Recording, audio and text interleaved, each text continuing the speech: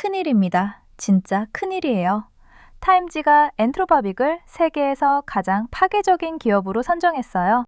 3월 11일 타임지가 대형 심층 기사를 냈어요. 제목이 The Most Disruptive Company in the World. 세계에서 가장 파괴적인 기업이 어떻게 탄생했는가?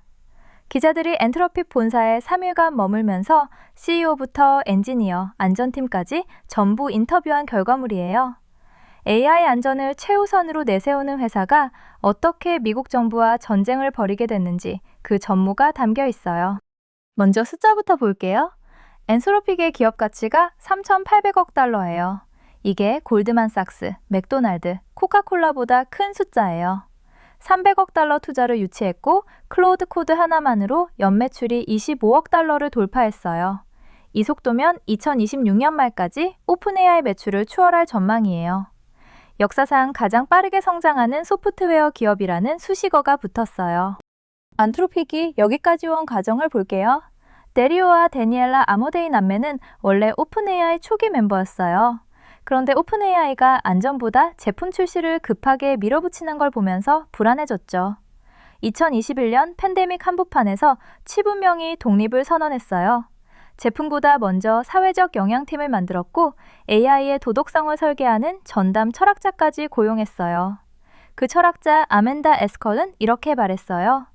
지금은 6살짜리에게 착함을 가르치는 것 같지만 15살이 되면 모든 면에서 우리보다 똑똑해질 거라고요. 내부 문화가 정말 독특해요. 직원들은 자기 자신을 개미라고 불러요. 슬랙의 의식의 흐름대로 생각을 적는 디지털 노트북을 운영하고 CEO 다리오도 직접 긴 글을 써요.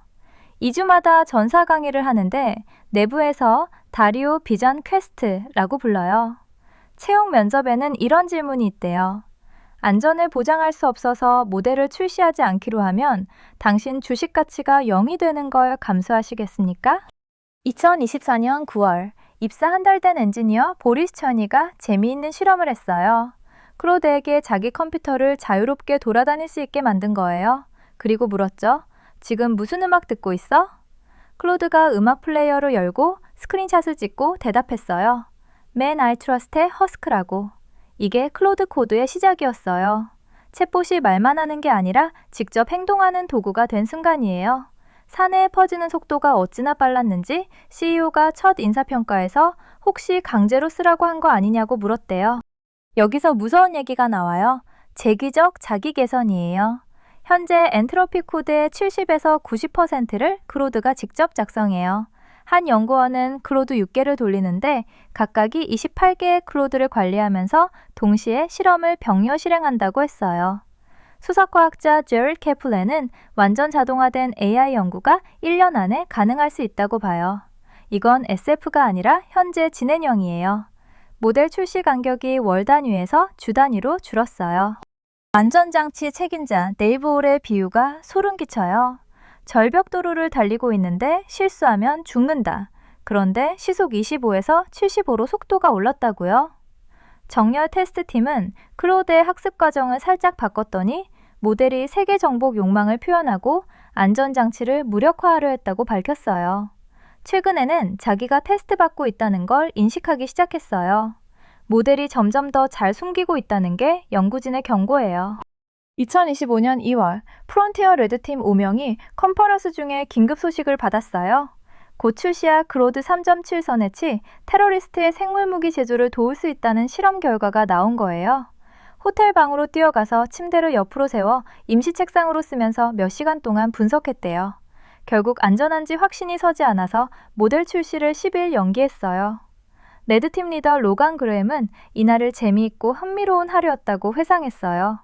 이제 이 기사의 핵심인 펜타곤 사건으로 가볼게요. 클로드는 미국 정부가 가장 선호하는 AI 모델이었어요. 기밀 업무에 최초로 승인된 프론티어 AI 시스템이었고 2026년 1월 베네수엘라 마두로 대통령 체포 작전에도 사용됐어요. 그런데 펜타곤이 계약을 재협상하면서 모든 합법적 사용을 허용하라고 요구했어요. 엔트로픽은 대부분을 수용했지만 2가지만은 절대 안 된다고 했어요. 완전 자율 살상 무기와 미국 시민 대량 감시예요. 헤그셋 국방장관이 아모데이를 펜타곤으로 불러서 대면 회의를 했어요. 정중하게 시작했지만 양쪽 다 물러서지 않았죠. 2월 27일 오후 5시까지 조건을 수용하라는 최후 통첩을 보냈어요.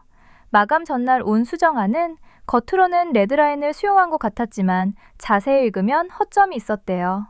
마감이 지나자 협상 종료가 선언됐고 트럼프 대통령이 직접 나서서 극자 미치광이라고 비난했어요. 트럼프의 반응이 즉각적이었어요. 미 합중국은 급진좌파 워크 기업이 우리 위대한 군대의 전쟁 수행 방식을 지시하도록 절대 허용하지 않을 것이다. 엔트로픽의 극좌 미치광이들은 참혹한 실수를 저질렀다고요. 아무데이는 유출된 내부 메모에서 진짜 이유는 트럼프에게 기부하지 않았고 독재 스타일 칭찬을 하지 않았고 AI 규제를 지지했기 때문이라고 썼어요.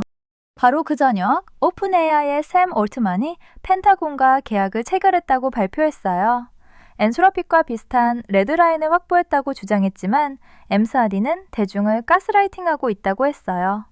나중에 올트만 본인도 너무 서둘러서 기회주의적으로 보였다고 인정했어요. 오픈 AI는 계약을 수정해서 엔트로픽이 원했던 것과 같은 레드라인을 명시적으로 채택했다고 말했고요. 결국 엔트로픽이 지키려 했던 원칙이 업계 표준이 된 셈이에요. 같은 시기에 엔트로픽 내부에서도 중요한 변화가 있었어요. 2023년에 만든 책임 있는 확장 정책에서 안전 미보장 시 개발 일시 중단이라는 구속력 있는 약속을 삭제했어요. 수석과학자 케플라는 경쟁자들이 미친 듯이 앞서가는데 일방적 약속을 유지하는 건 순진했다고 인정했어요. 대신 경쟁사 동등 이상의 안전 노력이라는 상대적 약속으로 바꿨어요. 펜타곤과 싸우면서 동시에 자기 안전 정책도 후퇴시킨 셈이에요. 그런데 흥미로운 반전이 일어났어요. 헥세트가 사실상 사망 선고를 내린 다음 날 본사 앞에 음원 메시지가 주르리였어요. 클로드 아이폰 앱이 앱스토어 1위를 찍으면서 챗GPT를 밀어냈어요. 매일 100만 명 이상이 가입했어요. 반대로 오픈AI는 풀뿌리 보이콧에 직면했고 핵심 연구원이 엔트로픽으로 이직을 발표했어요. 윤리적 입장이 오히려 폭발적인 성장을 만든 거예요. 이 기사에서 가장 아이러니한 부분이에요. AI 위험을 가장 걱정하는 회사가 동시에 가장 많은 일자리를 위협하고 있어요. 아모데이 본인이 1에서 5년 내 초급 사무직 절반이 대체될 수 있다고 경고했어요. 사회적 영향팀 리더 딥 강구리는 이게 실질적인 긴장이다. 양쪽에서 다른 말을 하는 것 같은 느낌이 든다고 솔직하게 인정했어요.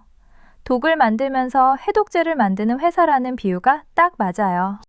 2026에서 2030년이 결정적 시기예요. 레드팀 리더 로간 그레엄은 이 기간에 모든 가장 중요한 일이 일어날 것처럼 운영해야 한다고 했어요. AI 통제권을 둘러싼 싸움은 기술이 강력해질수록 격화될 거예요. 군사에서의 크로드 활용은 AI가 이미 세계 최강 군대의 핵심 도구가 됐다는 걸 보여줘요. 그리고 이건 이제 시작일 뿐이에요. 완전 자동화된 AI 연구가 1년 안에 올 수 있다는 경고를 잊지 마세요.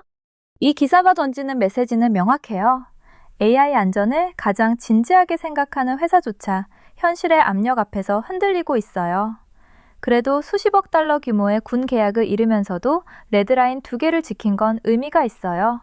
문제는 이런 원칙이 앞으로도 유지될 수 있느냐는 거예요. 2026에서 2030년, 이 시기가 인류에게 가장 중요한 시기가 될 수 있어요. 우리 모두 깨어 있어야 해요. 오늘 영상이 도움이 되셨다면 구독과 좋아요 부탁드려요. AI 시대에 가장 중요한 건 정보를 빠르게 파악하는 거예요. 다음 영상에서 또 만나요.